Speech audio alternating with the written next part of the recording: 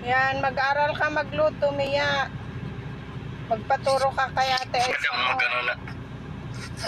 Kaya Kuya Melvin mo. Yeah. Ikaw na, kumalo ka na. Kumaloy, kasama naman siguro ni isa pa. Iya. O alamang. Ang sa kalayan sa alamang. Iya. Ang uyab, lain ang uyab. Ang uyab, mulay mo, uyab.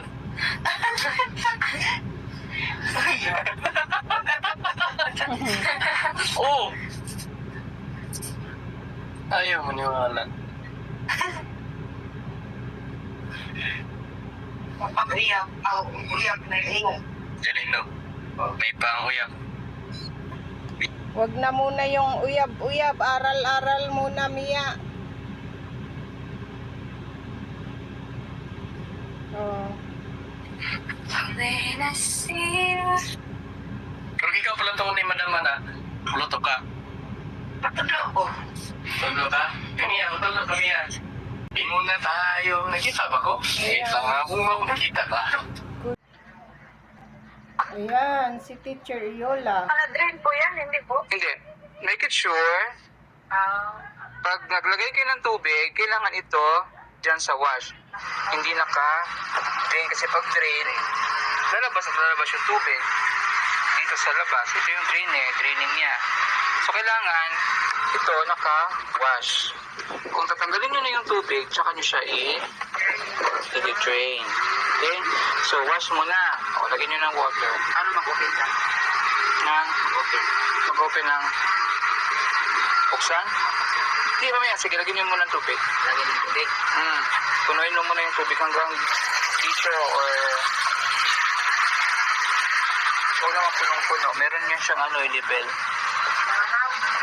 Mga 3/4. Kahit hanggang dito na maabot lang siya.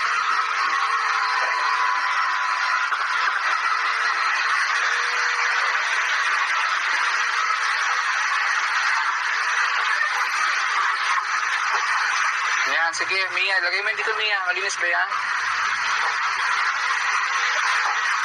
Okay, lagyan. Malinis yan. Kaning sa banyo yan eh. Okay, lagay mo.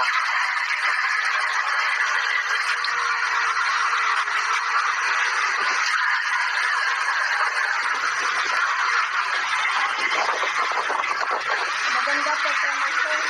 Madami ba yung labahan niyo? Kunti lang? O kung kunti lang, pwede naman kunti lang din yung tubig. Hindi madami.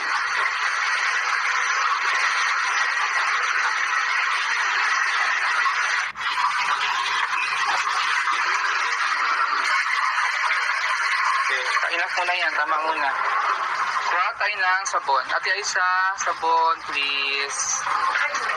Tama na yan. Tayo muna yan. Mamaya na. Kasi baka masyadong madami yung tubig. Ganyan na ba yung nabahan nyo? Yan lang lahat?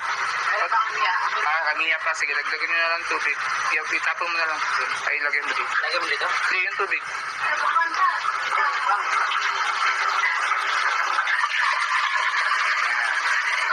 Enough na. Tama na. Sabon mo na. Sabon.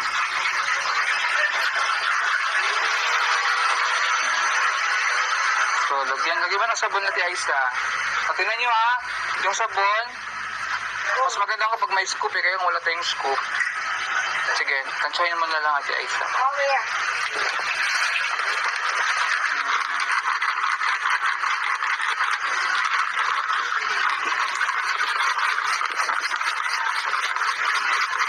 So, pwede yan habang naglalagay tayo ng sabon, pandarin natin para ikot yung tubig. Para ma-mix. Madami na ba?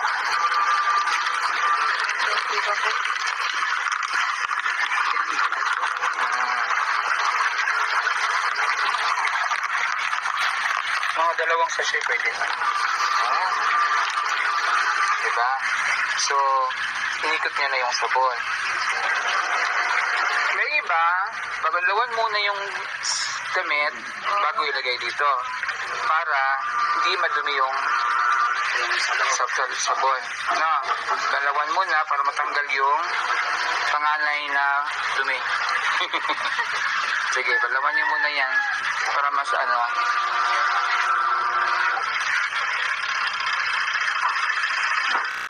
din eh. Wala Ayan namang si Teacher Aurora. Tinuturoan ang umalis din si kanyang mga Sister kasama ni anak. Lord J. Si Melvin naman, pumunta. Nasa mo muna. Tama sa Aisa, punasan ang puwet ng kaldero. Rice Hindi po yun. Para hindi masira yung isipin. Hindi siya pamukha. Puwet. Tapos, First, isa lang na sa rice cooker.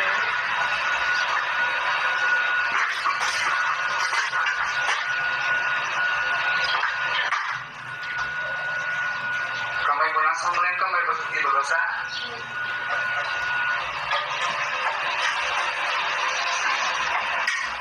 Ayan. Very good. So, wala ba si Mia magsain? Tingnan huwag kalimutan pag magsain, punasan ang kaldero bago ilagay, ha? Tapos yung kamay din, punasan bago magsaksak sa kuryente. Ha?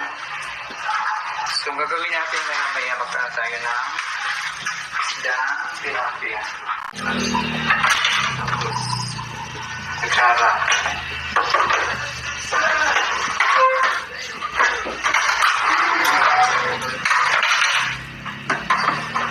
Na baso ay nakakalagwa ng kutsilyo. Kutsilyo na ako naghuhugas kayo, masamad ka na. Sa Mia, lagi kong paalala sa'yo na mag-aaral ka lang mabuti. Ha? Never kami nitong binigyan ng problema na kapag may kailangan po siya, magchat-chat lang yan sa akin. Kaya hindi ko yun nabablog, no? And I know napakabait ng sponsor niyan, katuwang po ako. Pag kailangan niya, magchat-chat yan, magsasabi yan. Yun yung gusto ko sa mga scholar natin.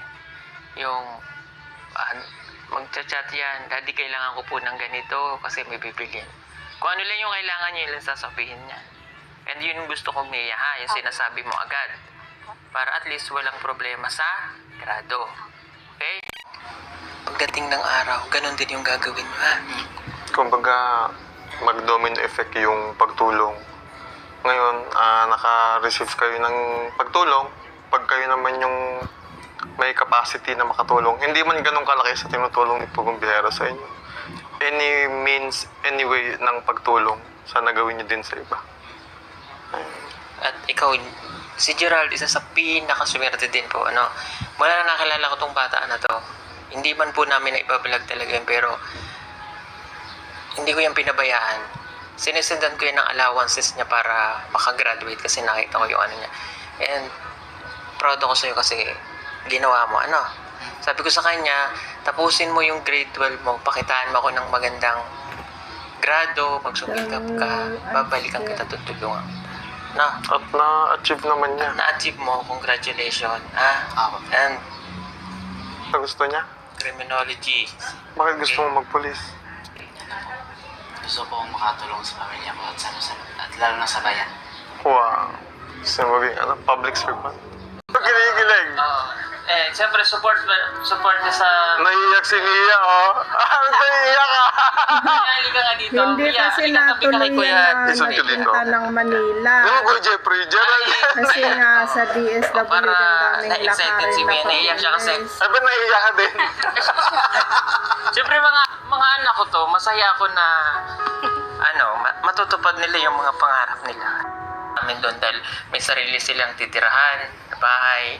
At yung mga pamangkin ko din na mag-aaral doon ng koleyo, makakasama nila sa isang bahay. Pero may mga kwarto naman po yun.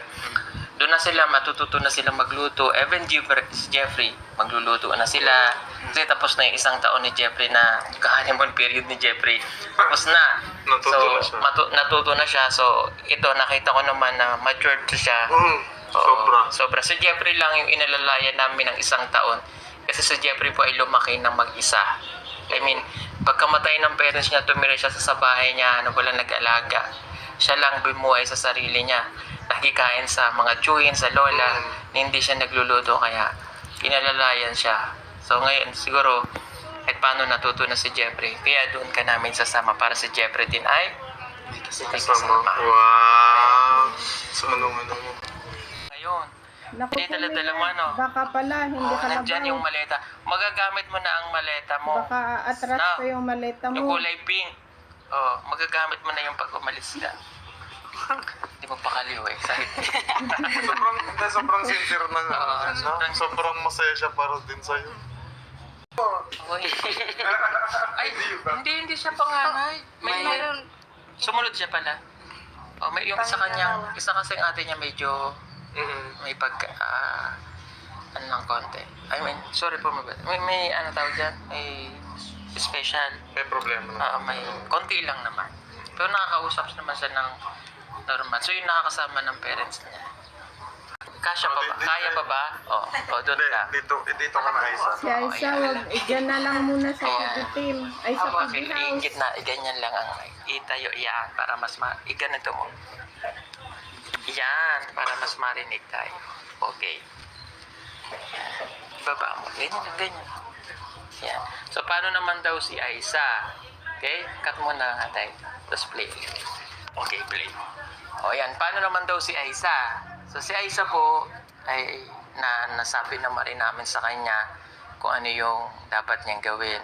So, sa pangako na namin kay Aisa, gumaling lang siya ng tuluyan, makakapag-aaral siya. Pero alam naman niya po yung advice anong advice ng doktor sa'yo? Magpagaling daw po muna. Ayun. Kasi gustong-gusto niya nang mag-aral. Pero di namin siya pinupuwersa nga kasi po medyo stressful. Nakaka-stress yung pag-aaral. Baka ano siya, hindi niya kayanin. So, bibigyan natin ng time pa, no? Pero huwag ka mag-alala, basta magtuloy-tuloy lang yung ano mo. Opo, Hindi maging matigas ang ulo. Mag-aaral ka. Opo. Ha? Opo, sir, salamat. Jogging. Yung nagja-jogging. Nakakarating po siya ng Davao City. Joke lang. O yun. Kasi in-advise na rin po siya ng doktor niya na mag-jogging para siya po ay pumayat. Natuwa kami. Mabait talaga to. Nakikinig po yan. Hindi matigas ang ulo. Pag ano yung sabihin mo, gagawin niya. At hindi ko na po yan inuutusan kung ano ang gagawin niya. Tamo yan dyan, nagdidilig, nagbabras, katulong ni Namel. Lahat ng ano, ginagawa niya. Tatanungin ka niyan. Sabi niya, sir, ilan po isasaing ko? Ang kinabukasan po nila, isipin po palagi ang dapat gawin at dapat po iwasan para magkaroon po ng magandang future. Kinabukasan. Ha? Galing ng Ang advice sa galing inyo. mag-advise. Hindi nyo. Ha? Okay? So ako naman natutuwa kasi Nanay dami na nanay namin na talaga siya. So nagulat nga ako, mas nauna pa pala kay Maylin. Anong grade na nga si Maylin? Grade 11 na yan. Ngayon, grade 11 na siya. Mas nauna pa pala rin magkukulehiyo. Eh nung sila yung magkakasama dito, nene ba to? Nagkaroon naman. Maliit talaga siya eh. Wala tayong tutulong, katuwang mo sa pag-aaral mo. Sa anonymous po natin, thank you so much. At meron pang isa, i-anonymous muna natin. No? 3 yan. No? Wow. Dati na rin tumutulong yun sa amin sa lahat sa PPT. Palagi siyang nandiyan para sa amin. So, i-anonymous muna natin si Tita. Salamat Maraming naman. pong salamat sa inyo. No, Jeff. Jeff. Tama, Jeff. Mayroon ka na mga kasama. So, Galing dalawa na kayo naman, doon. Gerald. Kailangan ka munang magpaalam sa iyong pamilya, ha? Pagka doon ka na or dadaling ka na namin, no? Bibigyan ka namin ng time para makapagpaalam. Pero gagawin natin, hindi ka na mag-stay doon ng matagal. Para at least hindi ka na masyadong yun lang, dadaling ka namin doon, magpapaalam ka, pero hindi na tayo magtatagal. Kasi doon nag-create lalo yung yung emotions, pagkamis, no? Yun yung ayaw ko na. Basta pag nasa amin ka na, walang iiyak. Pagka-graduate. Ha? Malinaw yun, ha? Uuwi ka talaga. Kaya hindi. Buhay! Si Gerald Wala ka naman yun. choice. Kakayanin mo, hindi. No choice. Okay. So, Andun after din natin naman itong mag-usap, si Jeffrey, no? Didiretso na nakatumya. tayo sa inyo. Opo. Magpapaalam ka na. Ngayon na. Ha? Ngayon na. Ngayon na. Opo. Okay. Hindi ka na pwedeng humindi na. Opo. Buo na desisyon, hindi. Buo na. Buong buo. Para sa future mo. At least, mayroon na tayong mapapag-graduate na police. Mayroon na tayong kapit. May kapit na ang PBDM, di ba? Ay, joke lang po yun. So, at least may mapapag-graduate tayo. Dalawa na sana yun eh. Si Jeffrey lang ay ano yung condition niya. Hindi lang yun. Ha? At least dalawa na yung magiging teacher. Oo, alam niyo ba, bukod dito, si Badiday gagraduate na rin next year yan. Nursing. Wow. Meron na rin tayong education.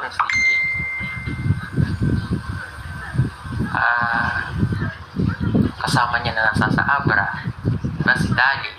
Tapos si college na rin si Irene. Tapos, sabay-sabay kayong magkukulehiya, Mia, si Erna, si Marjorie. Oo. Ibig sabihin yung mga scholar natin ay pa-college na. Si Mylene at Russell na lang yung medyo nahuhuli, no? Na magka-college. Pero mayroon pa tayo, si Ivan, yung maliliit, si Ivan, si Aiza. Hindi pinasa ni Yung mga Maylin nasa ang Damigag, ano ang niya dami eh. nila doon. Als Sino niya. pa ba? Pero okay Si lang. Nathan, kapatid ni Russell, si Angelo, si Mangelo, si Abilita. Sino ba? Yun yung mga nasa Damilag, madami yun eh. Si Rebecca, si Judy Ann, si Yoyoy, si Jennifer, si Divina, dami. Baka may nalimutan pa tayo scholar. Si Alona, yung ate niya, college na, second year na rin yun. Si Helen, college pero doon nag-aaral sa Bukid noon. Si Sam, yung foreigner, German. Sino pa?